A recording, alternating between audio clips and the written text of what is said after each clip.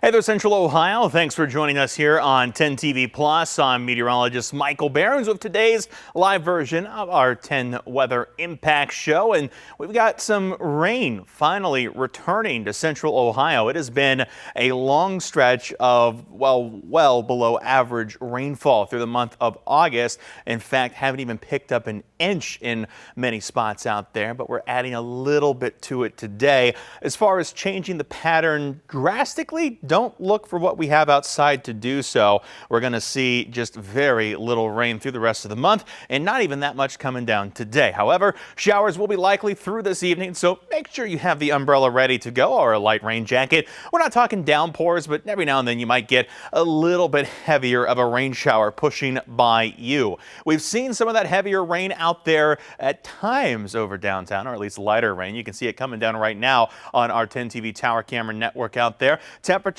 outside have started to fall as that rain has pushed in. Temperature right now 65 degrees. It is definitely cooling off out there this afternoon. Wind picking up just a little bit too as this rain pushes in. Not heavy showers, but enough to make the roads wet, so use a little bit of extra caution out there. You can see where the system is that's pushing this rain in, because you can see how much the temperatures are dropping out ahead where we're not seeing rain yet. Zanesville, New Lexington, down to Chillicothe. You're in the mid to upper 70s, but now that the rain started in Columbus, we went down from the 70s to the mid 60s at this hour. And take a look back toward Bucyrus, Bellefontaine, Urbana. They're almost down into the 50s this afternoon. Very fall-like air coming in with this round of rain.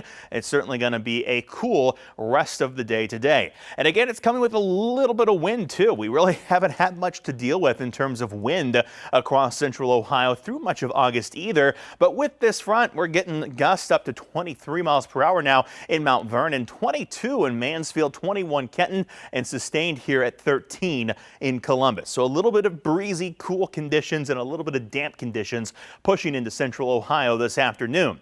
The next 12 hours out there, expect shower chances to continue into the early evening. Once we get past about, say, 6, 7 o'clock, those chances go down.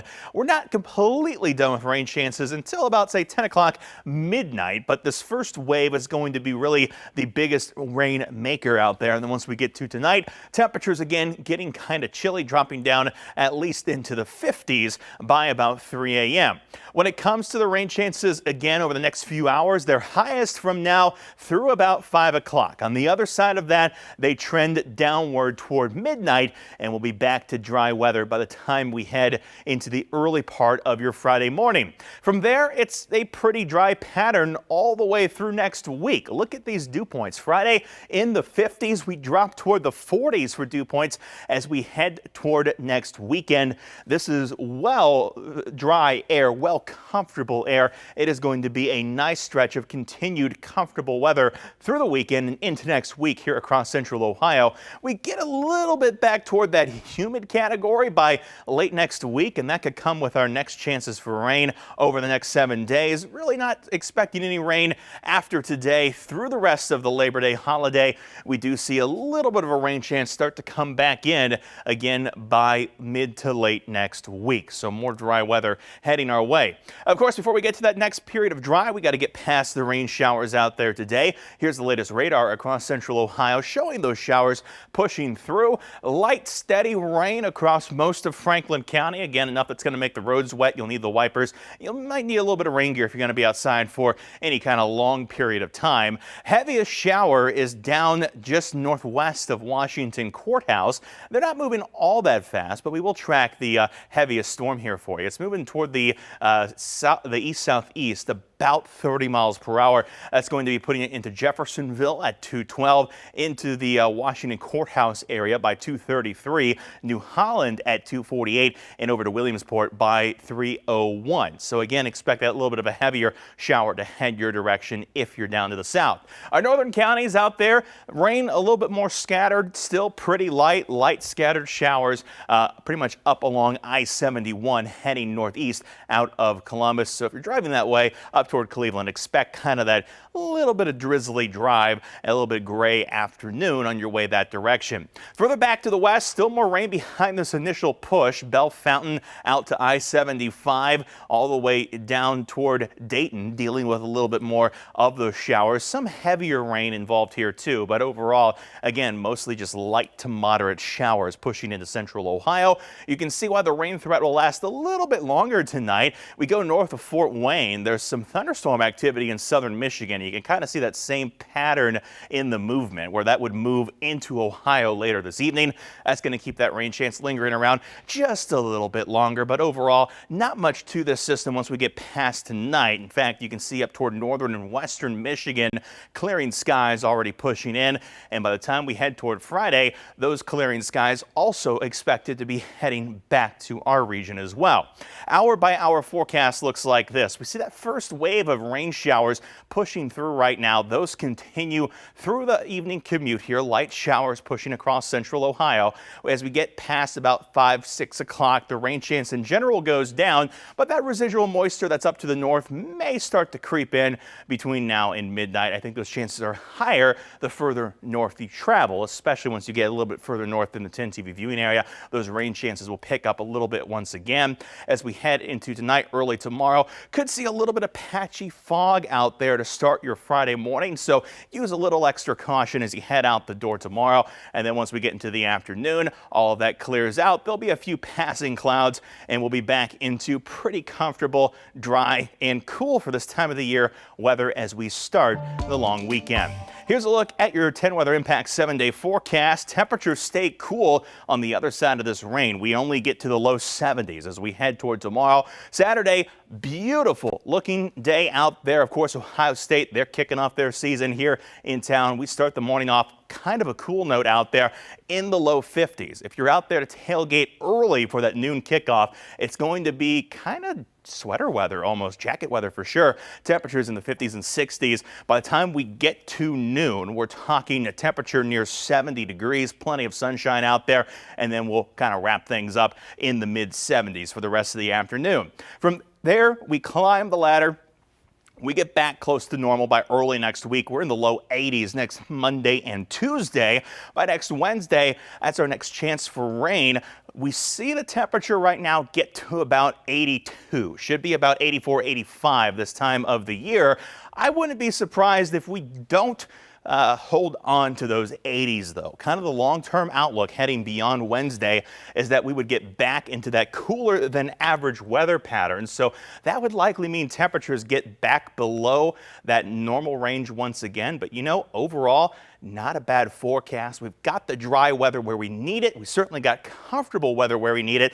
And as we head into that Labor Day holiday, our forecast stays dry, which means you should be able to get out and enjoy the weather as much as you want to. And if you're looking for something to do as we head into this holiday weekend, there's no shortage of events to take part in across central Ohio.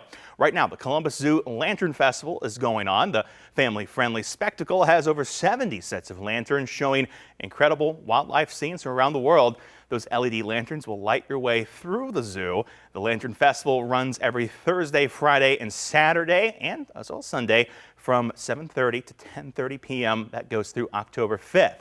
Also happening this weekend, it's your last chance to bring your kids out to the Columbus Spray Grounds, even with those temperatures being a little bit cooler. The aquatic sites at Barnett, Blackburn, Linden, and Scioto Southland are only open on the weekends from noon to 6 p.m. And after this weekend, they're closed for the season. And keep in mind, you will not be able to go on Labor Day either. So keep that in mind again as you make those weekend plans.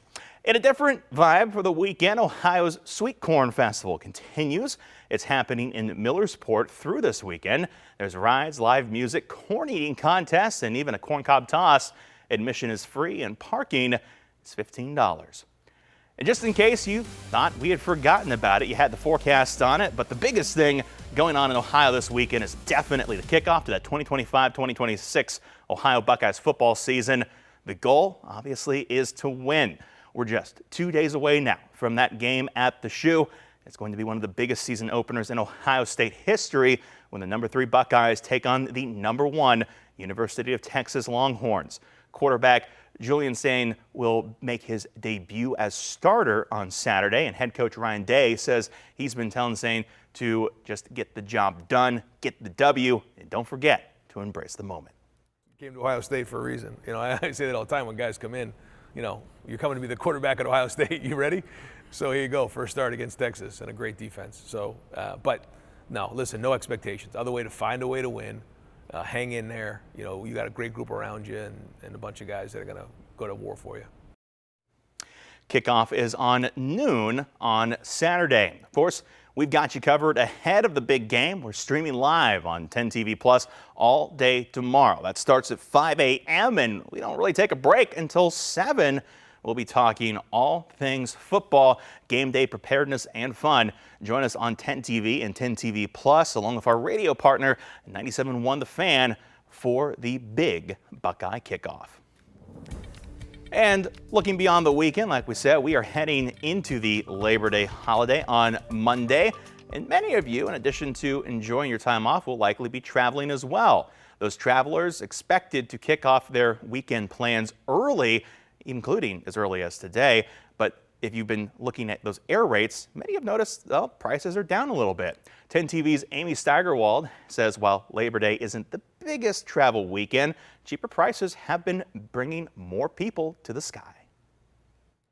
Representatives with TSA tell me they expect to screen nearly 17.4 million people starting today at airports across the country through Wednesday of next week. According to AAA, Seattle, Orlando, and New York are the top 3 domestic destinations going into this weekend. If you are heading to the airport, arriving with plenty of time is important, as there typically isn't as much wiggle room for when people are specifically flying out. It's not like July 4th, where if a lot of people have summer vacations, there's a lot of fluctuations in which days people are leaving.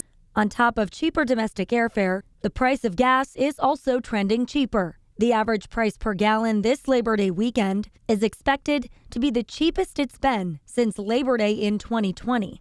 It's going to get better after Labor Day and into mid-September. That's when we roll back to cheaper winter gasoline. Last year during Labor Day weekend, AAA roadside crews helped nearly 3,000 drivers stranded on the side of the road. They're reminding anyone who is driving to their destination to make sure their car battery and tires are ready for the road, which are among the biggest problems they see toward the end of the summer.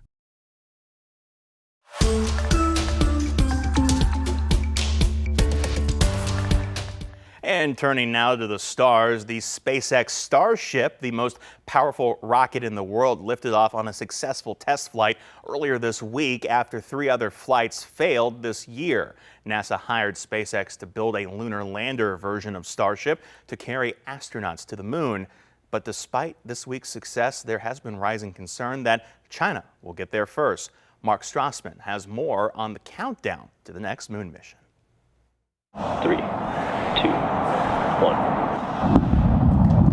Tuesday's successful flight test was a welcome moment for America's moon landing aspirations.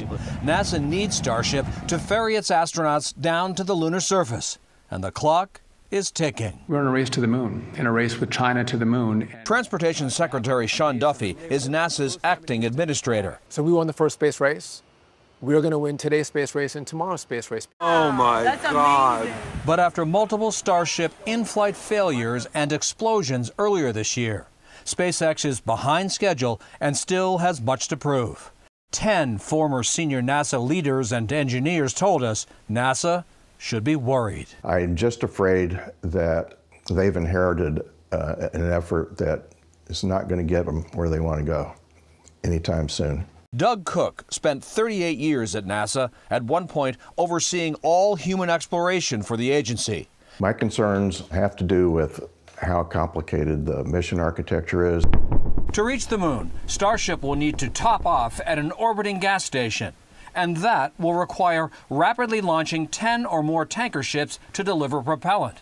In-space refueling at this scale has never been tried before. Is NASA in a position right now to beat the Chinese by 2030? NASA, on the current path, doesn't appear to be on a timeline to beat the Chinese, in my view. Duffy acknowledged SpaceX is behind schedule, but told us last week he still believes NASA's 2027 moon landing plans are on track. They oftentimes are behind. And then all of a sudden they make these massive leaps forward. They've told me they're gonna be on time and ready to go, and I'll take them at their word. Mark Strassman in Houston.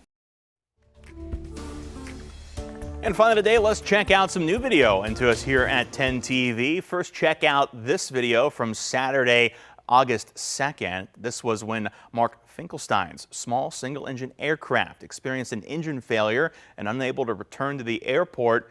And seeing a crowded beach, he made the decision to perform an emergency water landing in the ocean near Oak Island. That's over in North Carolina. Members of the Oak Island Beach Safety Unit, as well as other fire department members from the area, well, they are already there for a water rescue nearby. And that meant within minutes of his landing in the water, units from multiple agencies were able to get to the plane and swiftly recover Mr. Finkelstein, taking him back to shore. Now, several weeks removed from the incident, Finkelstein continues to use the experience to offer a motivational message of encouragement to his online audience. The Federal Aviation Administration continues to work on determining the exact cause of that engine failure and emergency landing. But it's a pretty wild video that you're seeing there. Of course, that plane coming down and then being able to get to it so quickly. And in lighter news, colorful kites, they filled the skies from participants around the world as they gathered in Sri Lanka's capital of Colombo for the International Kite Festival. More than 55 international kite flyers from 25 countries joined local enthusiasts at Galeface Green Park for a day of vibrant kite displays. The event took place last weekend on Sunday, August 24th. That is a beautiful picture there, all those kites in the sky. And look at the weather too. They got some sunshine out there. Looks like a big rainbow kind of owl creature there on that last view. Definitely not bad weather to get out and fly a kite there in Sri Lanka. And our forecast not looking that bad either. I think you're going to get plenty of time over this holiday weekend. Head to the park, head to those splash grounds. Of course, the Buckeyes. We're talking dry weather, comfortable weather. It's going to be a great weekend to get out and enjoy. But just because the weather's nice, that doesn't mean we stop tracking it. And while that's the end of your update here on 10 TV Plus for now, coming up in just about a little less than 2 hours, Chief Meteorologist Jerry Martz, he'll be back to inform you on the latest with that Buckeye forecast, tracking the rain showers for your evening commute, and of course looking ahead to that weekend. Until then, though, you can get more information online at 10tv.com. For now, though, have a great afternoon.